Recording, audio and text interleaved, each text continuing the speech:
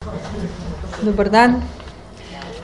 Vlada je danes med drugim obravnavala tudi tri teme z področja dela Ministrstva za finance.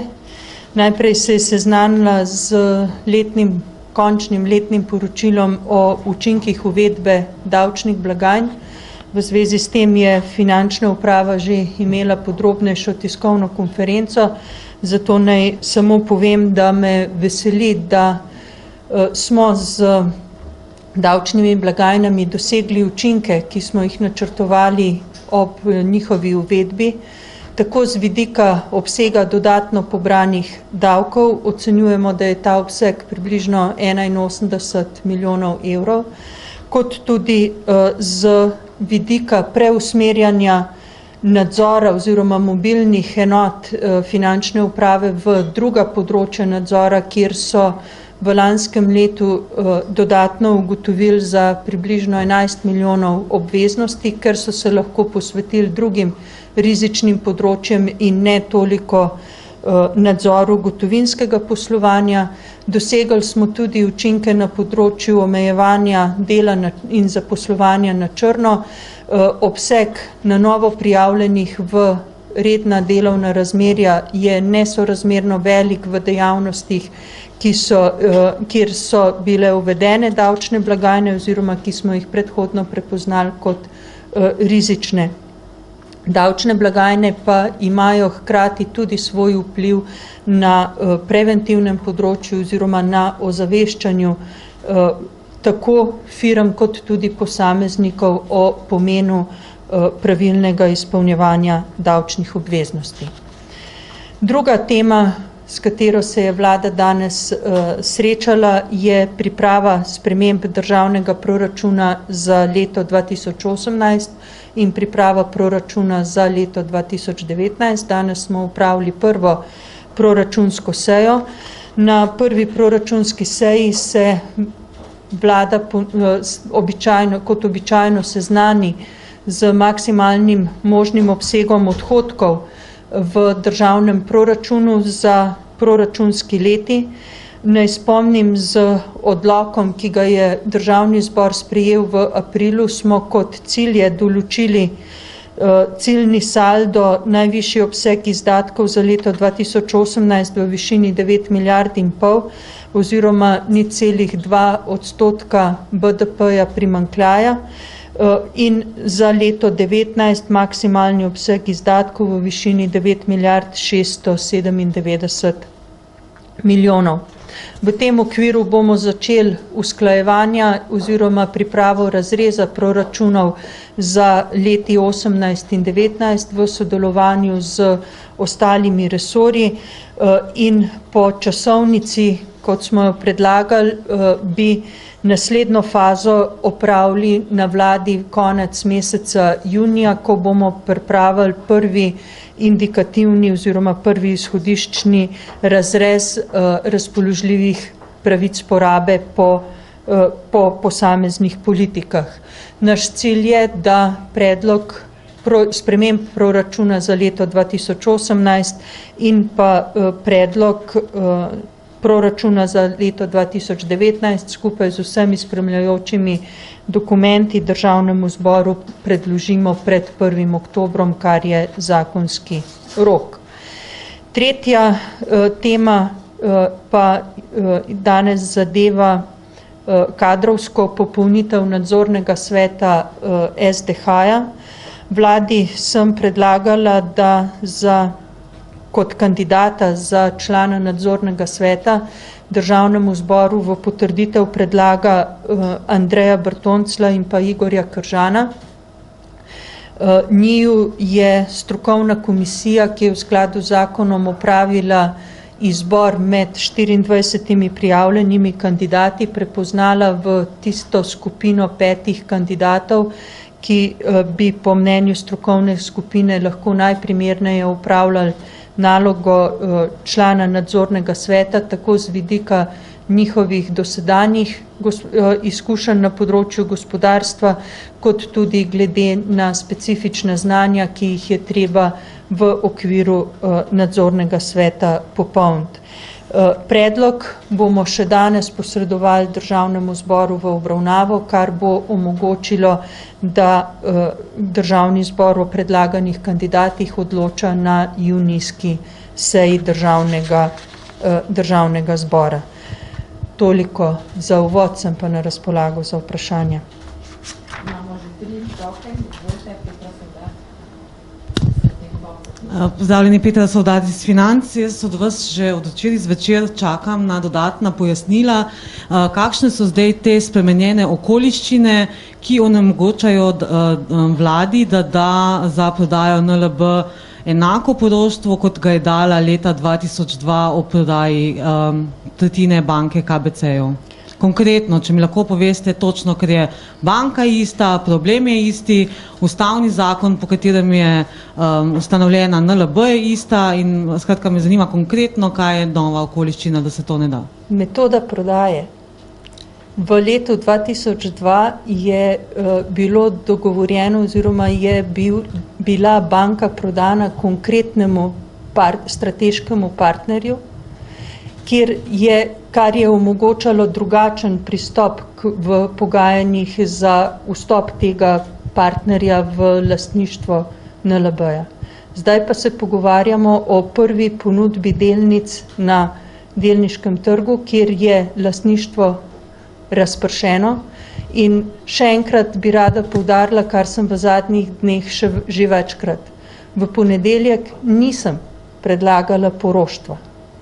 Predlagala sem drugačno opredelitev plačnika obveznosti, če bi zaradi z našega zornega kota neutemeljenih zahtevkov prišlo do rubeža oziroma do zahtev, da tovrstne zahtevke ugotovljene v sodnih postopkih pred hrvaškimi sodišči poplača NLB.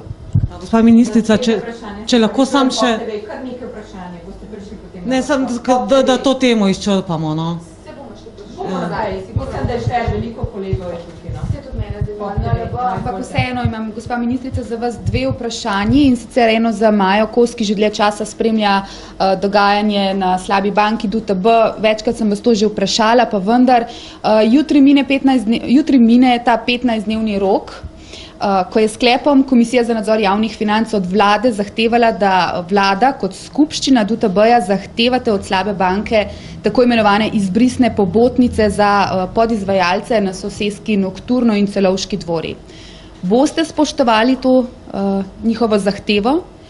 Ministrstvo za finance je že pripravilo gradivo za vlado in ga bomo še ta teden vložili v postopek vladi in znotraj tega gradiva tudi odgovorili na zahteve komisije. Dobro, še drugo vprašanje. Mislim, da je zdaj TV Slovenija na vrsti. Eno vprašanje, če sem kolegici dala samo eno. Jaz bi vas vprašala, v bistvu, glede na to, da imamo samo eno vprašanje, me zanima, če se karkoli že dogovarjate z Brusljem glede prodaje NLB-ja, ali potekajo že kakršnikoli pogovori za odlog prodaje NLB-ja, kot kaže, bojo to nadzorniki preložili na vas, na vlado? Seja nadzornega sveta se načrtuje za danes popoldan in nimam čarobne krogle, kamor bi progledala, kakšna bo prihodnost. Torej moramo počakati na današnje odločitve nadzornega sveta in v skladu s temi ukrepati naprej. Ali potekajo pogovori z Brusljem na temo prodajo NLB-ja? Ne, v tem trenutku ne. Še kakšno vprašanje na današnje točke, ki so bile na dnevnem redu seje vlade, na temo iz seje vlade? Jaz bi prosila za bolj natančno razlago, kaj je bilo narobe s formulacijo institucionalnega poroštva, ki je bila zapisana v pogodbi, kupoprodajni pogodbi s KBC-jem. Zakaj to ne bi zadoščalo za prospekt za izdajo delnic NLB? Skratka, formulirano, verjetno veste, je bilo, da NLB nima nima nobenih obveznosti do Ljubljanske banke. Če bi pa slučajno kakšen spor Nova Ljubljanska banka izgubila, bi pa država to pokrila. Zakaj ni bilo take formulacije pripravljene za prospekt? Konkretno, prosim. Prvič, kar se tiče vsebine prospekta, morate vprašati tistega, ki je odgovoren za prospekt. Ministrstvo za finance ni odgovorno za oblikovanje prospekta za prodajo NLB-ja. Drugo, kar je, če se vi dogovarjate z znanim kupcem, se dogovarjate z tem kupcem o pogojih nakupa oziroma prodaje. Če ponujate delnice na javnem trgu, ponujate neznanim kupcem.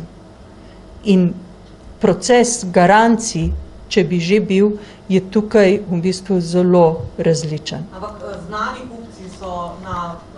Bi pustila zdaj še Pop TV pa TV Slovenija na temo današnje seje vlade, ja? To je drugo vprašanje, ja. Gospa ministrica, pred dobro uro je v bistvu predsednik Komisije za nadzor varnostnih in obveščevalnih služb v parlamentu, gospod Branko Grims, dejal, da komisija obravnava po njegovem mnenju zelo utemeljen sum pranja denarja preko Nove Ljubljanske banke, in sicer, da naj bi v letu 2009-2010 $1 milijarda naj bi bila oprana strani Irana. Ali veste karkoli o tem?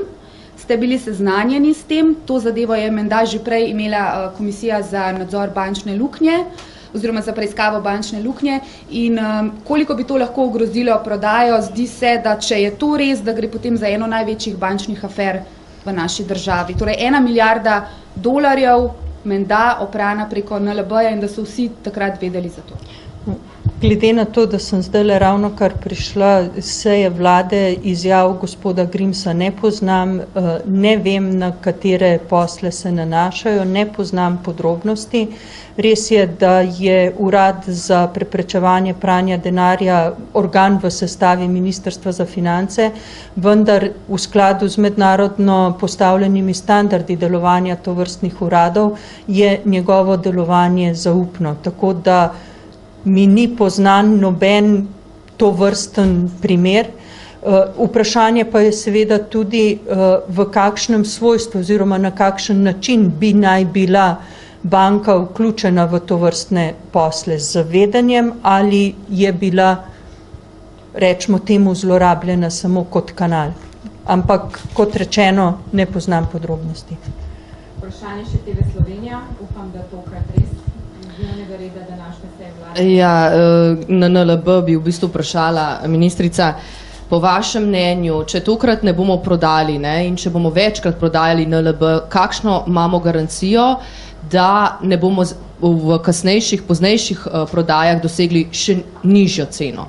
Spravi, vaše mnenje na to, če bomo šli ponovno v prodajo, da recimo, če ta ne bo šla skozi?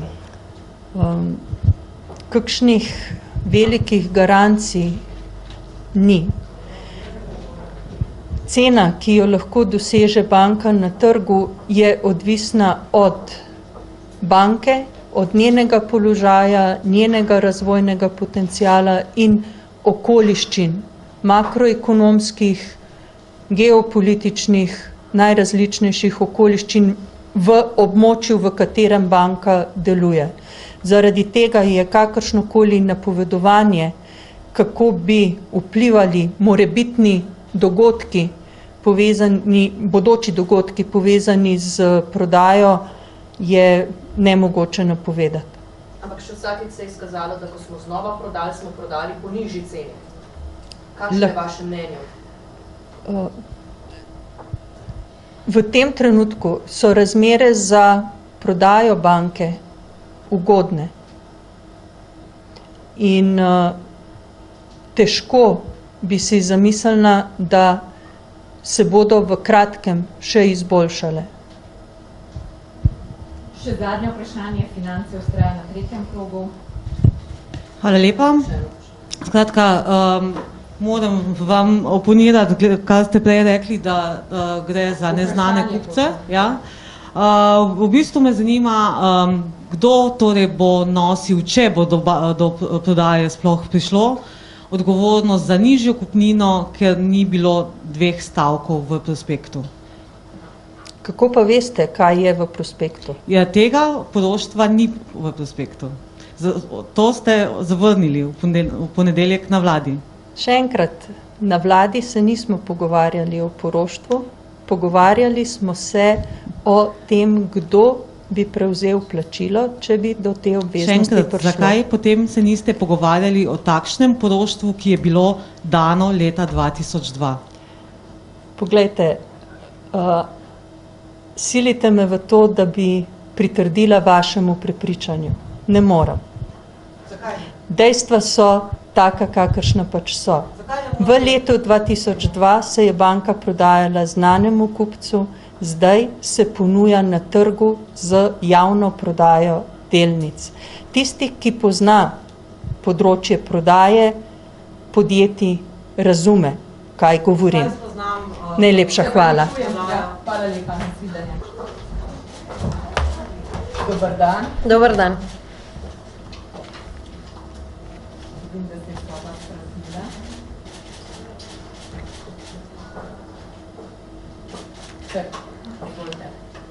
Danes imam 2 dobre novici.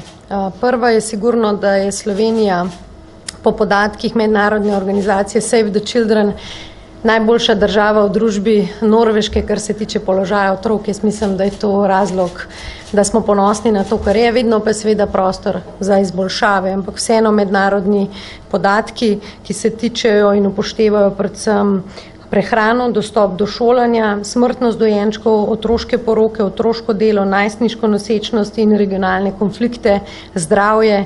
Skratka, tisto, kar gre za kakovost otroštva, je Slovenija z Norveško in za nami so torej države, kot je Finska, Nizozemska in Švedska.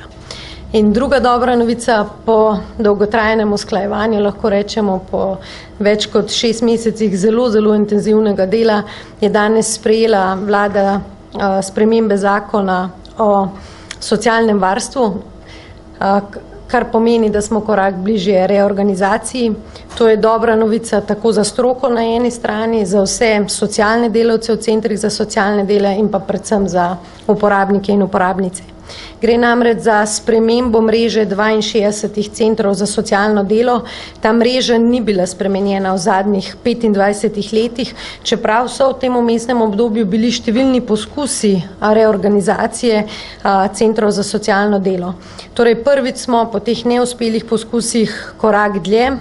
Jaz se veselim obravnave v Državnem zboru, zakon gre po rednem postopku, želim si, da bi bila možna obravnava, začetek obravnave že v juliju. S tem korakom je koalicija kot celota tudi bliže izpolnitvi prvega ukrepa v poglavju socialne politike v koalicijskem sporazumu. Torej, reorganizacija centrov za socialno delo je bila ena pomembnih nalog koalicije kot celota. Poglavitni namen reorganizacije je izboljšanje storitev za državljane in državljanke. Projekt reorganizacije vključuje 3 ključne izboljšave. Novo organizacijsko strukturo centrov za socialno delo, ampak ne pozabimo tudi uvajanje informativne odločbe, ki velja za enoletne pravice, torej otroške dodatke, subvencije vrtcev, in te odločbe zadevajo kar 60% vseh odločb, to je pa številki 300 000 govorimo, kjer bo dejansko avtomatizem. In tretji zelo pomemben projekt je projekt socialne aktivacije. Nova organizacijska struktura ohranja lokacijo vseh obstoječih 62 centrov za socialno delo, ki postane enote centra za socialno delo. Ohranimo vseh dosedanjih 1169 zaposlenih, CSD-ji ostajajo še naprej vstopne točke za vse pravice, bodo pa, kar je pomembno, razbremenjeni administracije in upravnih postopkov. Torej, enote centrov za socialno delo ostajajo v lokalnem okolju in opravljajo strokovno delo. Vzpostavlja se pa 16 območnih centrov za socialno delo, ki bodo upravljali pravne, finančne, računovodske zadeve ter informatiko za vse lokalne enote centrov za socialno delo na območju. To je pomembno, to pomeni centralizacija, ki je mnogokrat očitana, je samo in zgolj, kar se tiče splošnih služb. Pomembno je, da bodo območni centri za socialno delo vključevali tudi regijsko interventno službo. Po potrebi bodo oblikovali mobilne strokovne time, ki bodo v lokalnem okolju, tam, kjer so problemi, pomagali reševati probleme, s tem, da bomo dosegli večjo multidisciplinarnost posameznih timov, ki bodo obravnavali problematiko v lokalnem okolju, in tudi krizni centri bodo seveda del območnega centra za socialno delo. Vsak območni center za socialno delo bo vključeval enoto za uveljavljanje pravic iz javnih sredstev. Torej, če poenostavim, območni, kjer gremo za 16 območnih centrov za socialno delo, bodo strokovne naloge bodo opravljali enote centrov za socialno delo, torej obstoječi centri za socialno delo, kot jih poznamo.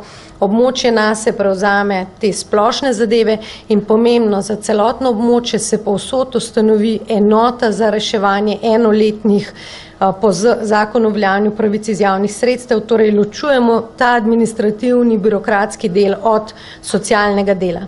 To pomeni seveda razbremenitev, poskušamo tudi že letos sredstvi krepiti kadrovsko podhranjene centre za socialno delo. Letos bodo dobili 20 zaposlitev, 62 pripravnikov, katere bomo v naslednjem letu tudi zagotovili zaposlitve, in ne pozabimo, pričakovanja so, da bi se z informativno odločbo zmanjšalo pritisk na delavce, torej manj dela zaradi te uvedbe kar za 70 delavcev. To pomeni, da vseeno gremo v smeri razbremenjevanja centrov za socialno delo, da bodo lahko, kar je osnovni cilj, na teren k ljudem, da bodo postali vstopne točke v lokalnem okolju za razreševanje socialnih stik in povezovalni element v lokalnem okolju za nevladne organizacije, če želite tudi zdravstvene domove in pa šole, ker v osnovi je center za socialno delo to osrednja institucija. Potem je pomembna socialna aktivacija, vseeno 48 aktivatorjev, mislim, da danes začnejo svoje delo, grejo na usposabljanje najprej, potem pa v lokalno okolje, tako razpisi za kratkotrajne in dolgotrajne programe, s kateri bomo prvič omogočili opolnomočenje dolgotrajnih prejemnikov denarne socialne pomoči, zato da jim ponudimo nov začetek z izboljšanjem njihovih socialnih kompetenc, ki so seveda zelo pomembne, da lahko pridemo potem do zaposlitvenih kompetenc in vključitev te populacije tudi v ukrepe aktivne politike zaposlovanja. Gre pa tudi za večjo povezanost med centri za socialno delo in zavodi za zaposlovanje. Torej, dobrih 5 mesecev potem, ko smo 22.12. lansko leto vložili novelo Zakona o socialnem varstvu v javno obravnavo, se veselimo obravnave v Državnem zboru. Res je bil ta proces v teh 5 mesecih izjemno demokratičen in vključujoč.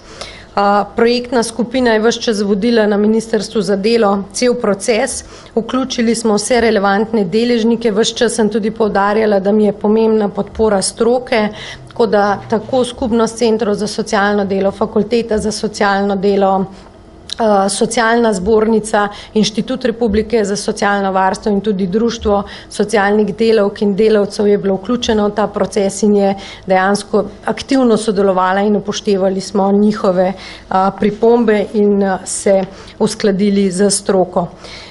Javno obravnavo smo končali 15.2. v Državnem svetu s posvetom, kjer je bilo podpora dana tudi tej reorganizaciji.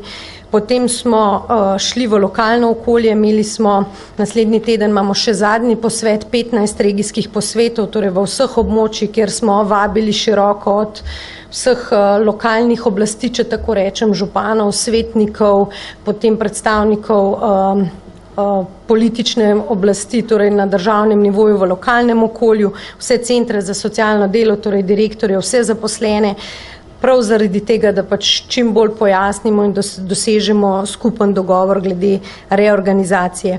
Tudi županske organizacije, več smo imeli sestankov tako z skupnostjo občin in zvezo občin, potem smo v interno komunikacijo vključili vse zaposlene na centrih za socialno delo, seveda pa smo imeli tudi kar težavno, lahko rečem, ampak na koncu uspešno medresorsko in koalicijsko usklajevanje in jaz verjamem, da s temi varovalkami, ki so v vsem tem procesu nastale, da je zakon še boljši, predlog zakona in da bo lahko na nek način enostavno šel preko obravnave v državnem zboru, ker ključen pomislek, da centre za socialno delo izvzemamo in jih centraliziramo, absolutno je dovolj varovalk v zakonu, da se kaj takega ne more zgoditi in osnovno izhodišče ministrstva je bilo ves čas, da centri za socialno delo jih je treba povezati, da dobimo boljše učinke, vendar ostanejo v lokalnem okolju, ker socialne težave so v lokalnem okolju in tam jih je treba tudi reševati.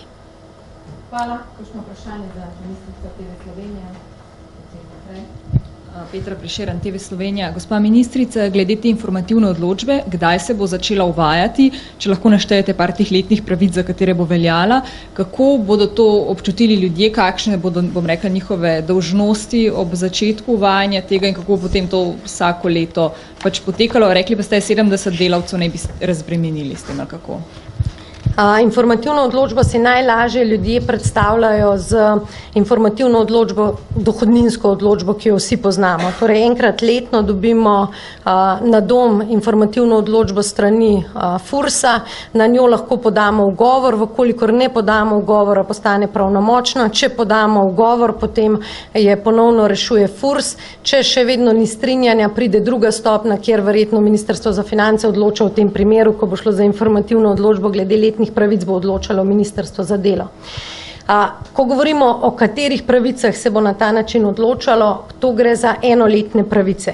Torej, denarno-socialna pomoč in varstveni dodatek sta izvzeta, ker se mora vedno znova upoštevati materialni položaj družine, ne moreš letne podatke upoštevati. Kar se tiče otroškega dodatka, potem predvsem subvencija za vrtec, kjer večina staršev ima dejansko otroški dodatek in subvencijo za vrtec, in pa tudi državne štipendije so enoletna pravica in pa subvencija za malico in kosilo je enoletno taka pravica. In če pogledate, 760 tisoč odločb so centri za socialno delo izdali lansko leto, od tega jih je 60% teh odločb enoletnih, torej 350 tisoč odločb približno je enoletnih. Mi računamo, ker vseeno so situacije take, da ni mogoča popolna avtomatizacija vseh, predvsem državne štipendije so problematične, ker je treba določene podatke na roko vključevati, ampak za 200 do 250 tisoč odločb bo popolni avtomatizem. To pomeni, da centri za socialno delo niti ne bodo tiskali, ker se bo tiskanje teh odločb opravljalo centralno. In to pomeni, bo pa potrebno v sistemu, če pogledamo, kaj bo posameznik moral narediti, prvo vlogo bo potrebno dati na center za socialno delo. Na tej vlogi bo potem posameznik označil, ali želi prejemati informativno odločbo elektronsko. Če bo obkrožil da, potem bo naslednjem letu dobil avtomatično to odločbo na dom informativno. Kdaj se bo to dogajalo? Med septembrom in oktobrom. Zakaj? Ker takrat imajo centri za socialno delo skoraj da vse oziroma imajo vse potrebne podatke, predvsem kar se tiče šolanja otrok, kateri podatki prihajajo s septembrom in imajo vse potrebne podatke, da seveda lahko te informativne odločbe izdajo. Mi že sedaj opravljamo različna testiranja sistema, to ICSD, kjer morate vedeti, 1,4 milijarde se razporedi in po oceni strokovnjakov je ta sistem 7-krat bolj zapleten kot sistem SPIZ-a, pa veste, kako pomemben je sistem izplačevanja pokojnin. Torej gre za izjemno zahtevno nalogo. Mi testiranja že opravljamo in se tudi pač delajo neke poenostavitve znotraj sistema. Zakonska podlaga, ki bo osnova, da bo lahko informativna odločba na tem, je pa zdajle zakon v medresorskem usklajevanju in bo pač v državnem zboru pravočasno sprejet. Pričakuje pa se, da bodo prve informativne odločbe izdane naslednjo leto septembra oziroma jeseni. Zakaj? Enostavno je tu potrebno dovolj testiran, da ne bi šlo kaj narobe. Gre res za veliko spremembo in vsled vsemu temu smo se odločili, da bolj kakšen mesec dlje, ampak da to se res naredi čim bolj brez napak. Imamo še eno vprašanje, izvolite. Ja, Sabina Lavrič, STA. Gospa ministrica, danes je vrh koalicije obravnaval tudi propadla pogajanja glede delovne zakonodaje. Zdaj me zanima, kaj koalicija od vas pričakuje in kaj je odločila glede sprememb delovne zakonodaje. Torej, glede pogajanj so se v torek zaključila tako, kot so se. Seveda pa nam daje morda še kakšen teden časa, da vsi skupaj, torej vsi socialni partnerji, ki smo vključeni v ta proces, razmislimo o tem, ali je možno kakšen konsens vseeno, ker tukaj jaz verjamem, da je to mogoče, ker na koncu ne bi smeli gledati samo na interese vsakega posameznega partnerja, ampak vseeno gre za socialni dialog, ki je vrednota naša skupna in jaz upam, da bomo v tem tednu še našli kako možnost dogovora in da vseeno zapremo te spremembe. Še eno vprašanje TV Slovenija na to temo, ne? Ja, samo še na te zaposlitve. Rekli ste 20 dodatnih zaposlitev letos, omenjali ste tudi 62 pripravnikov, torej se obetajo za prihodnje leto še kadrovske ukrepitve centrov. Jaz mislim, da je to njihova največja želja, da se jih razbremeni, ne? Ja, tukaj moram reči, da na vseh posvetih je bilo dejansko izpostavljeno to kadrovska podhranjenost in jaz seveda se zavedam, da obravnava ljudi je lahko drugačna, boljša, predvsem koliko imajo zaposleni časa, da se ukvarjajo. To je podobno v sociali kot v zdravstvu. Sprememba organizacijske strukture je pomembno, da najdeš notranje rezerve v organizaciji, da si boljš odziven, ampak na koncu pride do ljudi toliko, kot jih je na uporabnika. In seveda vse to, kar se je dogajalo v preteklosti, že dlje časa, leta 2008 je bil izračun standardov in normativov in se je ugotavljala takrat 30% podhranjenost. Veste, da je potem kriza prišla, da smo bili na -1, tako kot celotni javni sektor in tu se ta stiska socialnih delavk in delavcev občuti. Zato smo v okviru vseh razpoložljivih sredstev ministrstva vse rezerve, ki se pojavljajo, poskušamo dati v krepitve, kadrovsko krepitve centrov za socialno delo. Predvsem bo pa pomembno tudi informacijski sistemi. Centri za socialno delo so glede tega izjemno podhranjeni. Potem je druga zgodba, je tudi materialni stroški, opozarjajo, da nimajo avtomobilov, da bi lahko upravljali terensko delo. Skratka, poskušamo tudi v gradivu, so napisane finančne posledice za centre za socialno delo v naslednjem letu, torej 1,5 milijona evrov je naslednje leto predvideno in mi poskušamo res vse, kar je le možno za to, da jih krepimo. Če ni več vprašanj, hvala lepa ministrici. Hvala. Hvala lepa vam.